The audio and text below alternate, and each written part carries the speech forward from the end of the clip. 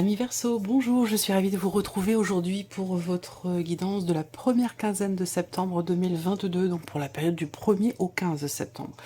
Alors cette vidéo s'adresse aux personnes qui sont Verseau, ascendant Verseau, qui ont leur signe lunaire en Verseau.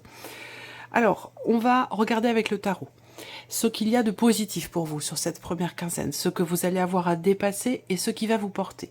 Ensuite, on regarde avec le petit Lenormand tout ce qui est en lien avec vos activités, votre vie professionnelle, tout ce qui concerne l'aspect matériel et financier de votre vie. Nous regarderons avec le tarot ici l'aspect émotionnel de votre vie, dans quel état émotionnel vous allez être sur cette première quinzaine, et puis nous verrons avec le Lenormand la partie sentimentale ici avec le Green Lenormand. Alors, on commence ici avec ce qu'il y a de positif pour vous sur cette première quinzaine.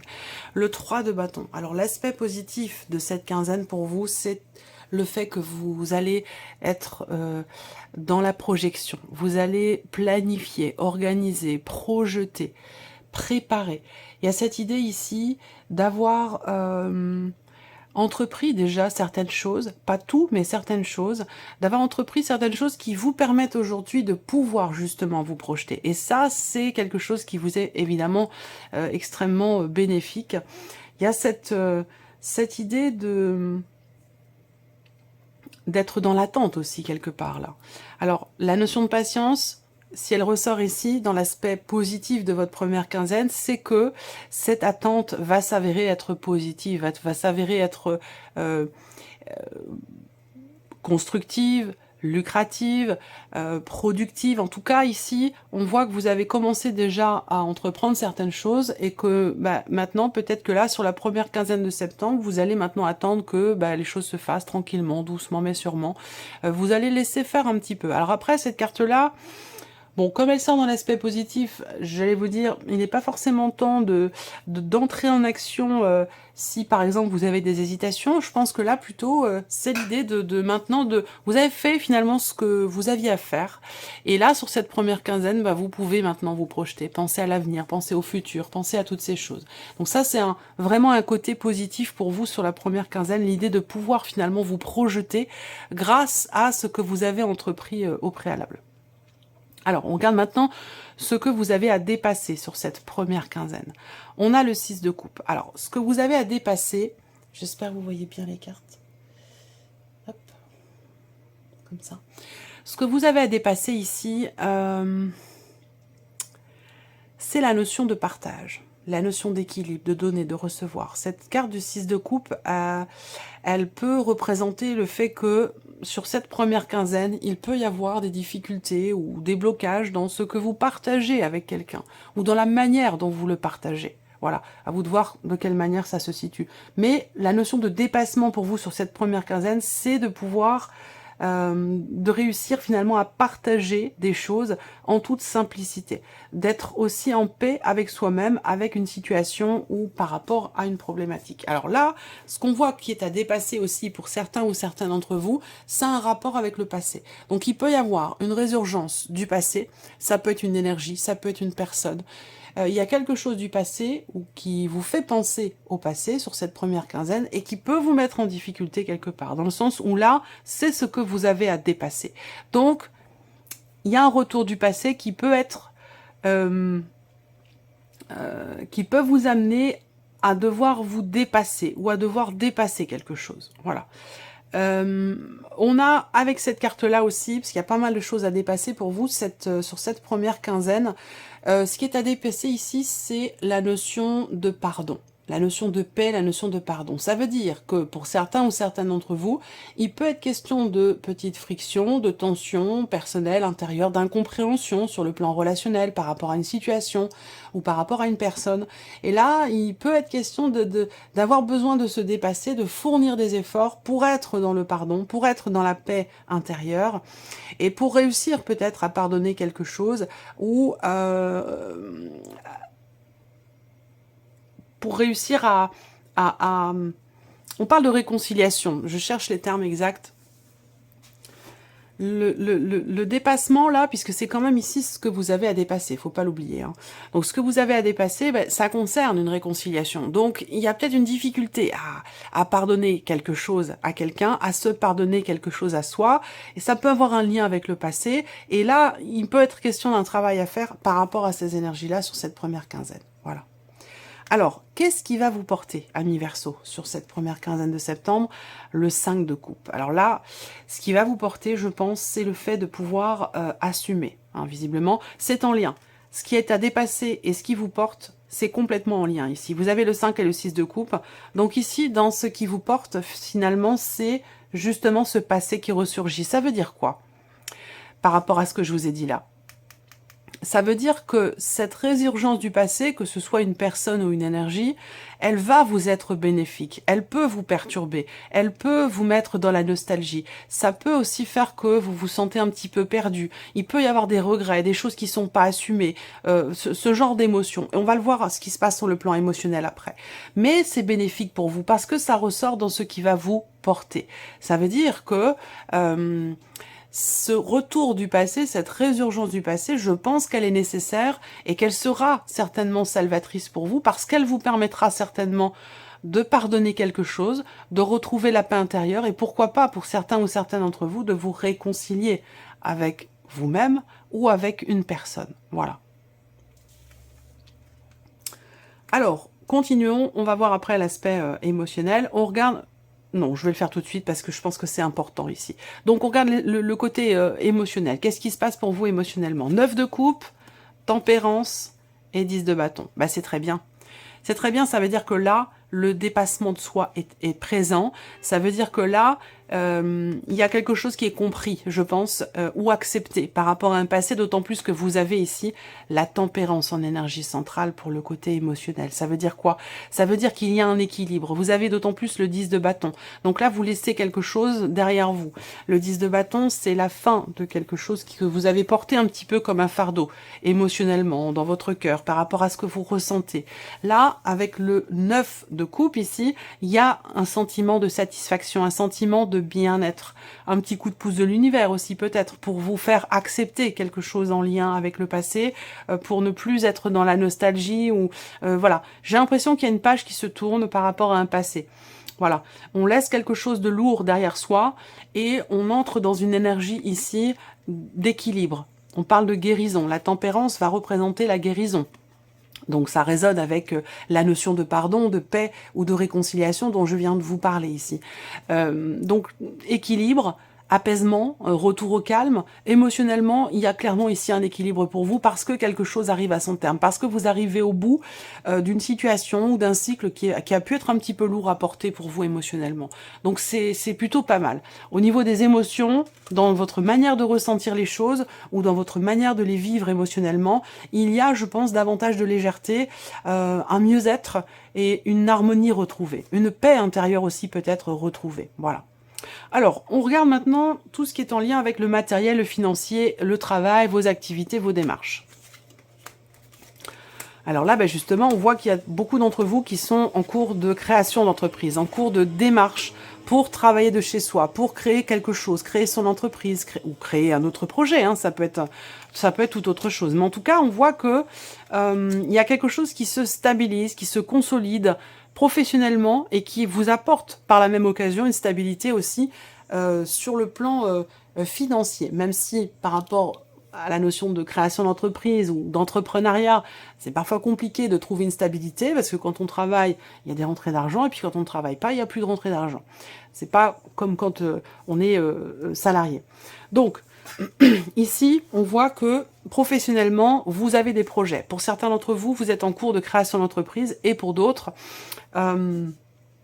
vous êtes à votre compte, vous avez déjà votre propre entreprise. Je reviendrai après pour les personnes qui sont salariées. Donc on voit bien que là, il y a des démarches ici qui sont entreprises. Peut-être que vous allez recevoir des nouvelles, importantes ou que vous allez entreprendre des démarches pour créer quelque chose ou alors pour stabiliser une situation ou consolider le projet qui est en cours pour certains d'entre vous. Pardon. Pour ceux qui sont salariés, on a une dimension financière qui est là. Une dimension financière dans le travail, et peut-être que je pense que vous recevez la confirmation de votre patron, la confirmation d'une personne qui fait quand même figure d'autorité. Il y a une notion, je pense ici, d'officialisation. Alors, on va me parler de la médecine du travail aussi, là. Hein. Vous recevez peut-être un papier, un document, certainement important, pas officiel, mais il y a l'idée de démarche ou de documents que vous recevez qui sont en lien avec la médecine du travail, soit par rapport à un arrêt, soit dans le fait de quitter une situation, ou voilà, bon, quelle que soit votre situation, peu importe. Ensuite, tout ce qui est financier, matériel et financier. Alors, il y a un petit bémol. On voit que financièrement, comme je vous l'ai dit, il y a une bonne nouvelle. Il peut y avoir une remise, il peut y avoir une petite rentrée d'argent. Ça vient d'un organisme spécifique. Donc ça peut venir, je sais pas, ça peut être par rapport aux impôts, ça peut être aussi par rapport à la taxe d'habitation. Il y a quelque chose de cet ordre-là où on voit qu'il y a, je pense, un petit remboursement ou une petite rentrée d'argent ici, qui, quelque part, même si elle est petite, cette rentrée d'argent, elle apporte quand même malgré tout une certaine stabilité. Alors ce que je peux voir pour d'autres aussi là, c'est que on a ici également une dimension financière, et avec la carte de l'encre, plus précisément avec les symboles de cartomancie, pour moi, il y a un blocage. Il y a un blocage concernant une somme d'argent. Concernant, évidemment, c'est la partie financière, mais le 9 de trèfle va représenter l'argent à proprement parler. Donc on voit que là, il y a effectivement un blocage ou quelque chose qui tarde à se mettre en place, et je pense que vous allez avoir la possibilité, ou vous allez recevoir peut-être une confirmation concernant un blocage financier. Ensuite, pour tout ce qui est matériel, là, on voit qu'il y a des désagréments. Avec la carte du fouet au centre, par rapport à l'aspect matériel de votre vie, il y a des contrariétés, il y a peut-être une situation un petit peu tendue, conflictuelle, ça peut être un désaccord, ça peut être un conflit par rapport aux enfants, concernant peut-être aussi quelque chose de financier, c'est possible. Ça peut concerner une sortie ou des sorties. Là, il peut être question d'un conflit, d'une dispute ou d'un désaccord avec l'un de vos enfants par rapport ou en relation à une sortie, donc ça peut aussi être relié à l'aspect financier. Voilà. Qu'est-ce que je peux voir d'autre ici? Matériellement, il y a peut-être un projet, et donc ça c'est peut-être aussi en lien avec la création, la notion de créativité dans le travail. S'il y a un projet ici, on voit qu'il va être question de fournir beaucoup d'efforts ici pour pouvoir faire naître quelque chose, pour pouvoir créer ou mettre en place le projet que vous avez, quel qu'il soit. Ça peut être par rapport à vos enfants, ça peut être pour quelque chose de nouveau dans votre vie, une voiture, une nouvelle machine à laver, peu importe. Il y a ici des contrariétés et l'idée d'avoir à recommencer peut-être certaines démarches, ou l'idée d'avoir à racheter aussi peut-être quelque chose là, matériellement parlant. Voilà, alors on va regarder maintenant ici la vie sentimentale pour vous les Verseaux. Bon, des émotions profondes, mais un sentiment doux amer. Un sentiment doux amer. Il y a une petite amertume là dans une relation. Par rapport peut-être à un départ, par rapport à un manque d'engagement.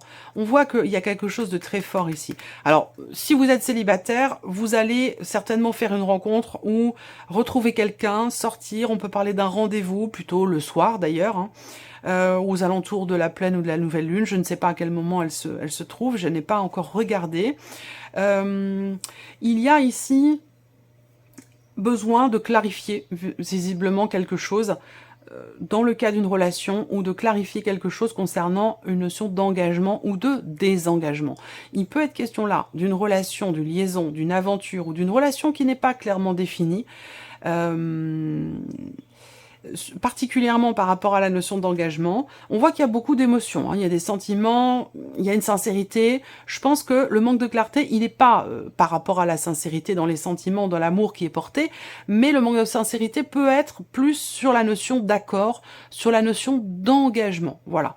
Et là, alors c'est pas que c'est un manque de sincérité, c'est pas ça. C'est pas ce que je voudrais dire. C'est plutôt un manque de clarté. Voilà, donc je pense que là, il y a des choses à clarifier dans le cadre d'un relationnel, par rapport peut-être en relation à un déplacement, c'est possible.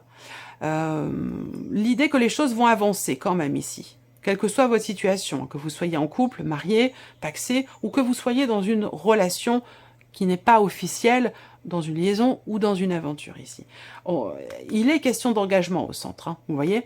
Donc, vous allez vous savoir tout de suite de quoi je parle, hein, par rapport à votre situation personnelle, mais on voit qu'il y a de toute façon un manque de clarté ici, à un moment donné.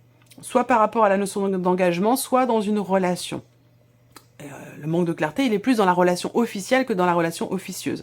La relation officieuse, on voit que, si c'est le cas, hein, on voit qu'il y a beaucoup de sentiments, beaucoup d'amour, du romantisme, mais l'un des deux ne peut pas ou se désengage de ce qui a été peut-être promis à un moment donné. Il y a comme une petite période de flottement par rapport à ça.